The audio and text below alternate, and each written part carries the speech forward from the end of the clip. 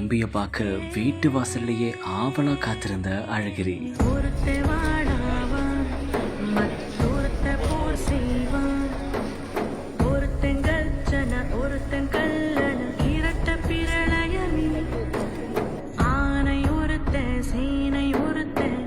ஒரு வருஷத்துக்கு அப்புறமா அண்ணன் அழகிரிய பார்க்க வீடு தேடி போன முதலமைச்சர் மு.க. ஸ்டாலின்.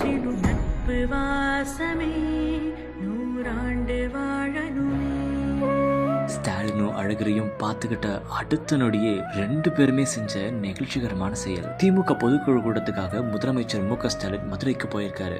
அப்போ ரோட் ஷோவெல்லாம் முடிச்ச முதலமைச்சர் அண்ணன் அழகிரிய பார்க்கணும் அப்படின்னு ஆசையா பார்க்க போயிருக்காரு. ஆமாங்க, அவரை பார்க்க வீடு தேடி போயிருக்காரு முதலமைச்சர் மு.க. ஸ்டாலின். முக்கியமா சொல்லணும் அப்படின்னா தன்னுடைய தம்பியை பார்க்கணும் அப்படின்னு மு.க. அழகிரி வீட்டு வாசல்லையே காத்திருந்தாரு. இதை பார்க்கறப்போ எவ்வளவு பாசம் பாருங்களேன் அப்படின்னு தான் சொல்ல தோணுச்சு. இறுதியா 2 பேருமே கை கொடுத்து தங்களுடைய அன்பை வெளிப்படுத்தியிருக்காங்க. இந்த ஒரு காட்சிகள் தான் சமூக வலைதளங்கள்ல எல்லாருடைய இதயத்தையும் தொற்றுருக்கு.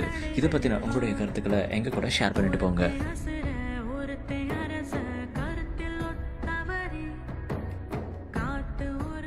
ரொம்ப மகிழ்ச்சியா இருக்கு.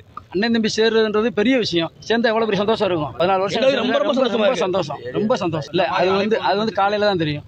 அது எங்களுக்கு தெரியாது, அண்ணனுக்கு தெரியும். இந்த 2 பேரும் தேர்தல்ல எப்படி 2026 234 தொகுதியில 214 தொகுதிக்கு மேல ஜெயிக்கிறதுக்கு உண்டான வாய்ப்பு 100% பிரகாசமா இருக்கு. இந்த தாவேகா, பிஜேபி, ஏடிஎம்கே அதெல்லாம் எங்க இருக்குன்னே தெரியாது. தெரியாம ஆக்கிடுவாரு. சமீபத்து காலமாவே ஏன்னா அரசியல் ஃபார்முலானாலே அழகிரி தானே, அன்னை மட்டும்தான். சமீப காலமா வந்து திமுக தென் மாநிலங்கள் தென் தமிழகத்துல வந்து கொஞ்சம் வலு இழந்துட்டு இருந்துச்சு. இப்ப இந்த சந்திப்பு மூலமா எப்படி இருக்கும்? நீங்களே சொல்லுவீங்க, இதே பேட்டியில நீங்களே சொல்லுவீங்க, கண்டிப்பான முறையில் ரொம்ப பிரகாசமா இருக்கும்.